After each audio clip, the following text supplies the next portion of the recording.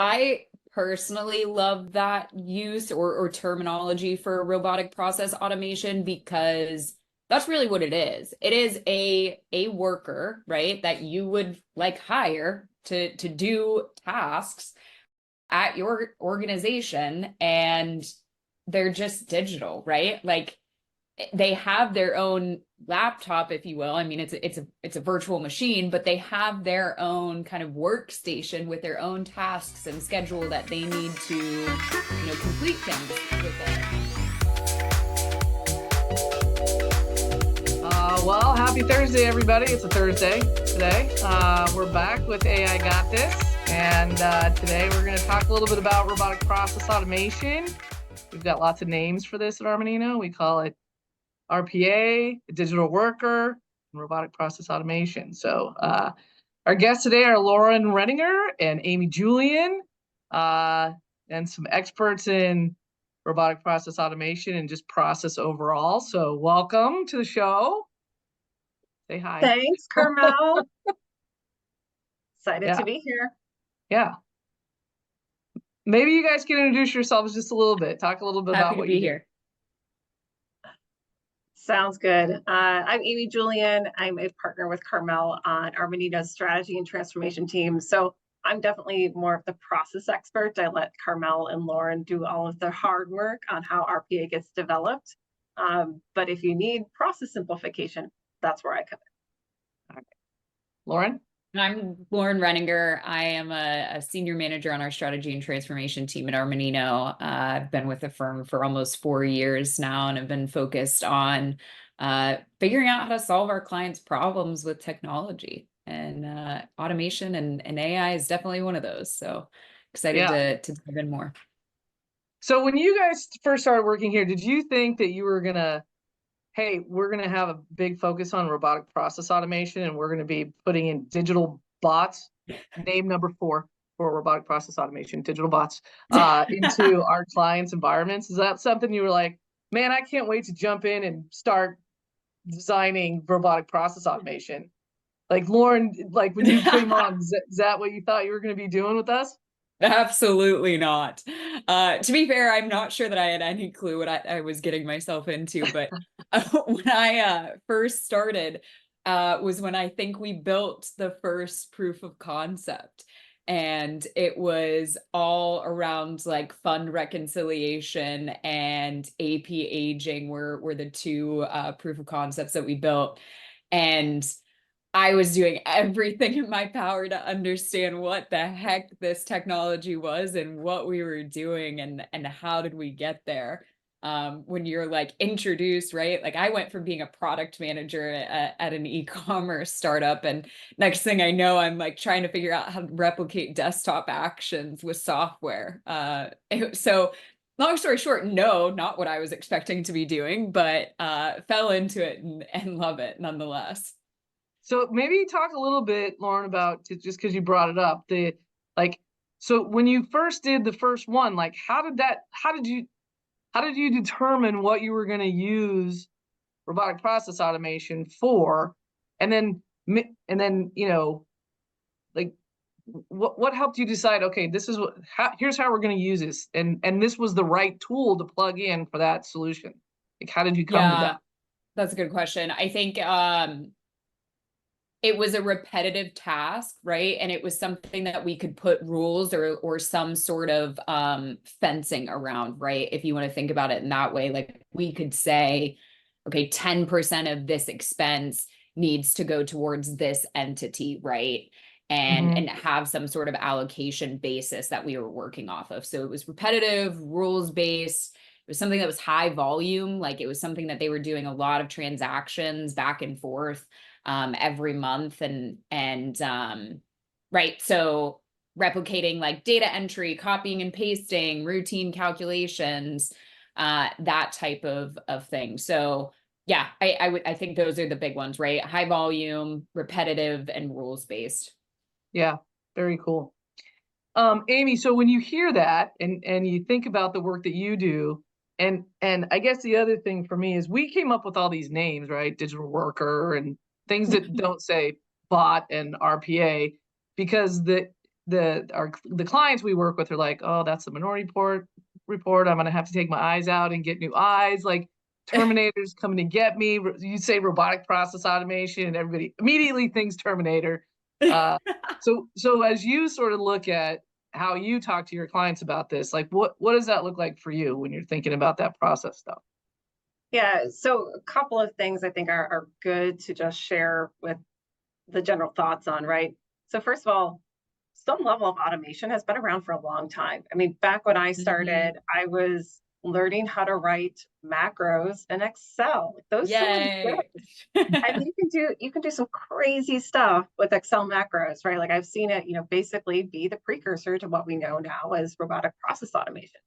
And I am oftentimes just floored at the complexity in an Excel macro that I see at some of our clients. Like they're doing it already, right? Like, so it's not that different, but it has another level to what you can do, right? So you're not limited by the fact that it has to be in Excel. You've got a lot more automation in it. It's all of those tasks and activities where it is that like highly repetitive stuff that like people generally don't really enjoy doing. There's always somebody who loves doing it, but most people don't. And there's still risk in it, right? Like, so if it's critical that you get the data entry right and it's easy to fat finger, then this is a way to help kind of manage that and just make it a lot more consistent, reduce that risk, allow the team to really start engaging in activities that are more exciting, like use their brain a little bit more.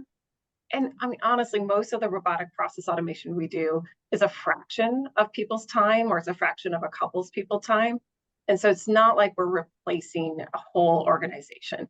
Yeah. That's kind of what the news is all about. That's definitely what you hear. But most of what we see really bringing the most benefit is not that. It just frees them up to leverage people to do the more exciting things.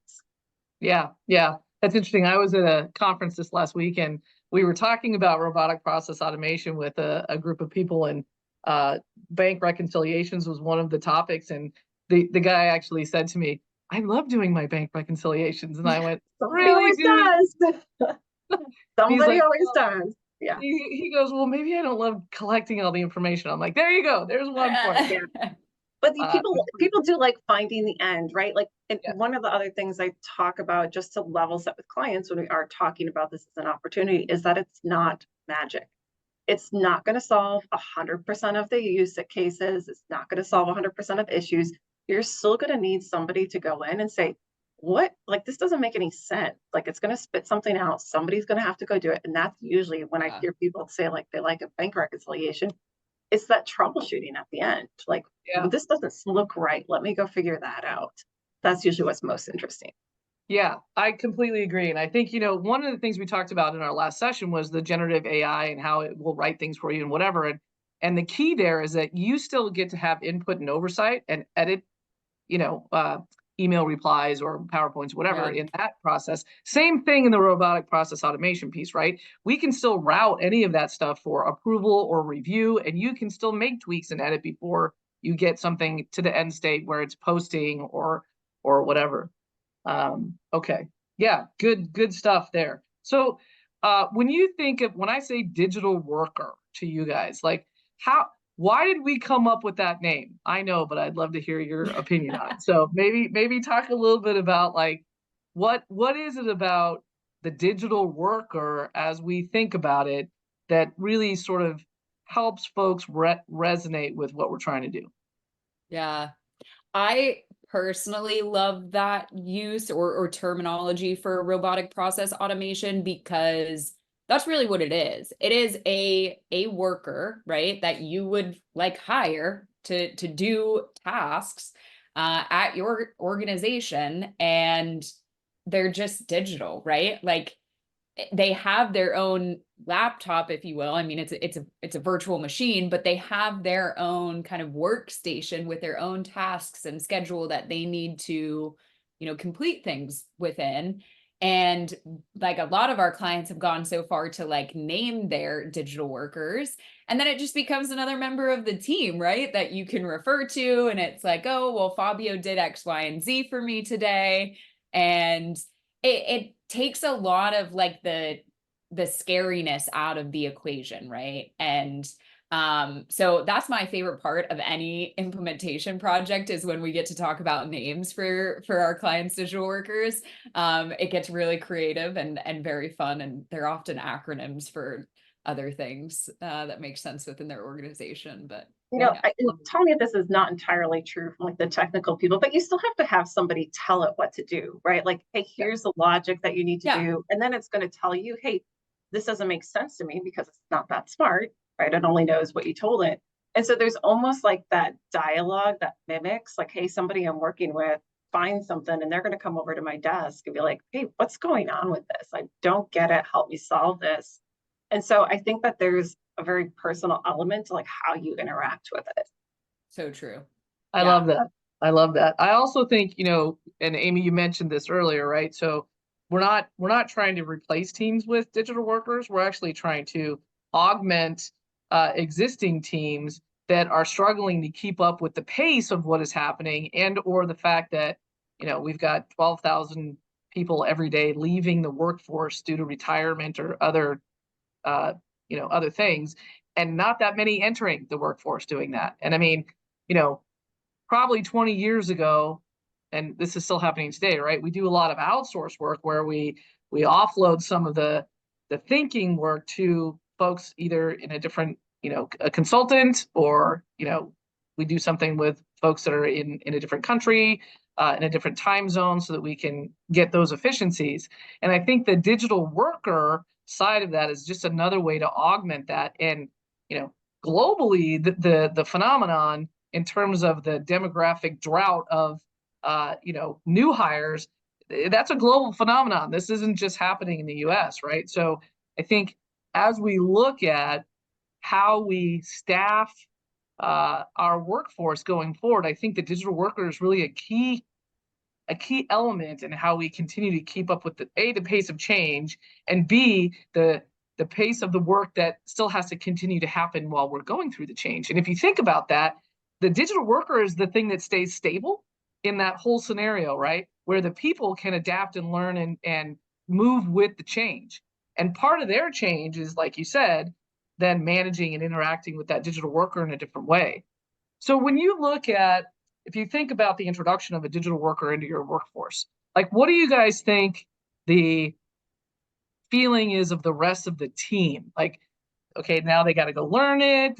Are they excited about that? Do you think that people are embracing that, as at least the people that you've worked with that have said yes to those, right? So I get it. We still have some people that are scared, and we'll talk about that in a minute. But for the people that are embracing that today, what is the overall consensus or feeling from the rest of the team as you bring those on? Maybe you can talk about that. There's definitely like the traditional change curve, right? Where there's fear, uncertainty. Is this going to replace my job? Do I have to learn something I'm not that comfortable about? All of those are very real if they've never used one before. But I think fairly consistently what we see is there is excitement as they actually start using it and feel like they can breathe a little bit, because I mean, time is our biggest commodity right now.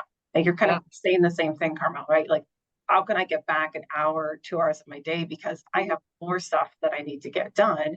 And that's where it really kind of lifts that load and helps everybody like feel like they can add more value. Breathe. Yeah. I think that's very accurate, Amy. I will say, like, I've had some very excited clients, like, when can you get this done and how fast? Because I am stretched to my limit, and nothing sounds better than not having to do this task anymore.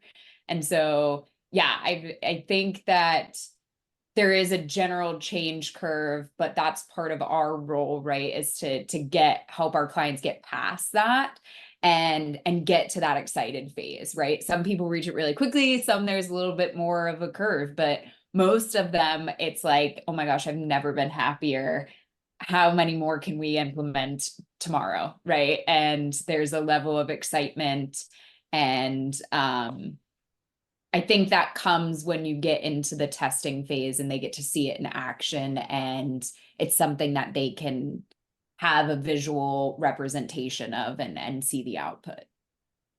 Yeah, so it's interesting. I think, sorry, go ahead, Amy. Yeah, I was just going to add, like, even in my personal life, right? Like there's things I would like to do, and sometimes I just feel overwhelmed with the time. This is more of an AI example, but one of my colleagues would tell me the other day that she used ChatGPT to help her write Valentine's cards.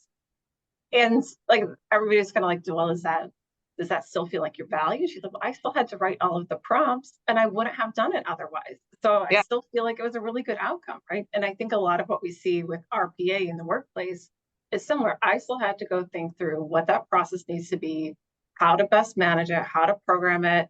Now it can run. I can then go to help it adapt to changes as it comes up. And that to me feels a lot more rewarding.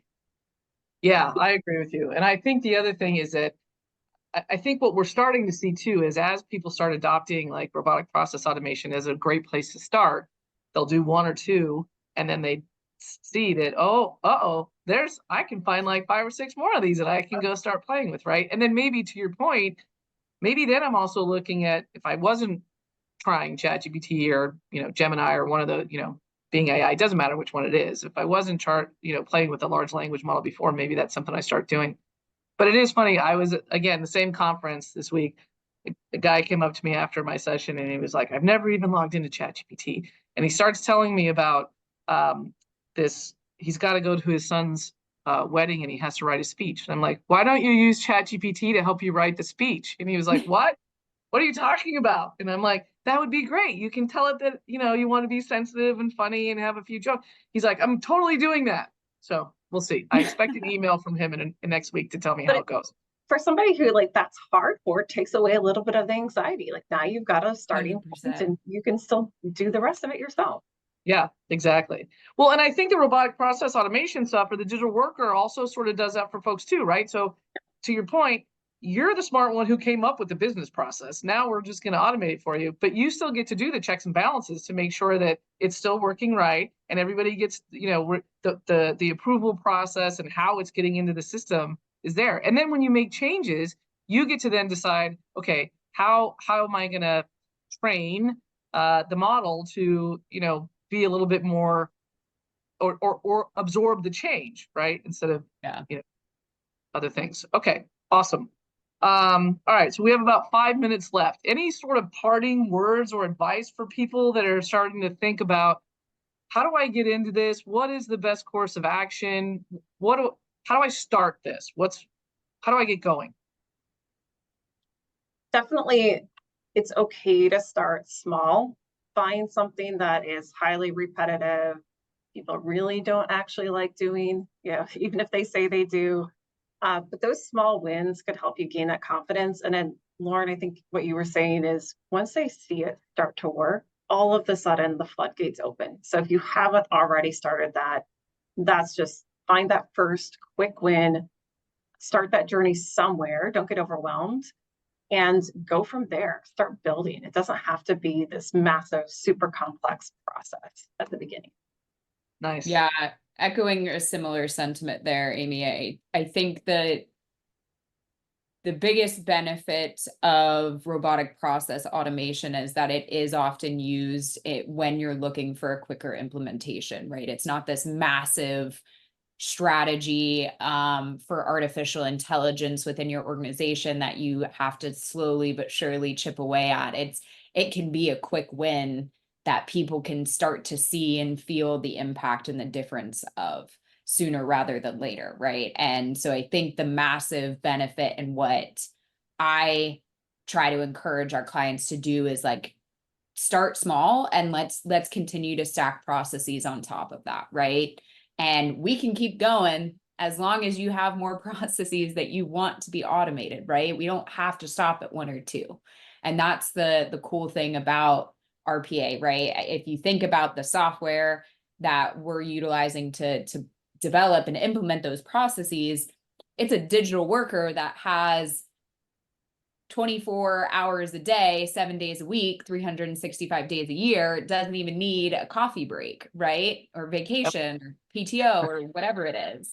And so I think that there's that's kind of the route that I try to encourage our clients to be thinking about and start small and don't be afraid to kind of take that leap. I mean, the worst, it's quick, it's experimental, and if it doesn't work, it doesn't work, but you didn't take on this massive project, right? You didn't take on this massive mountain. It's okay to climb the mountain baby steps at a time. Yeah, And I love that. spend some time getting the data right first, right? Like that's also really critical. Yeah. And one of the reasons, most common reasons we do see it fail. So take that time up front. Love that. And I mean, I couldn't agree more. I think the starting small, I think the other thing that's really awesome about robotic process automation is that any size company can do that because they're small and you can take them on, and it's not a huge investment. But the data piece of that leads right into our next session, which is going to be about predictive analytics and how we think about data. And great job, Amy. Yeah, didn't even know. You teed me right up. But and how that plays into your AI strategy and you know, making sure that you're actually predicting the right things. So this was awesome. Thank you guys so much for participating and hanging out with me today. Really appreciate it. And join us next time for another edition of AI Got This, where we're going to cover predictive analytics. Thanks, everybody.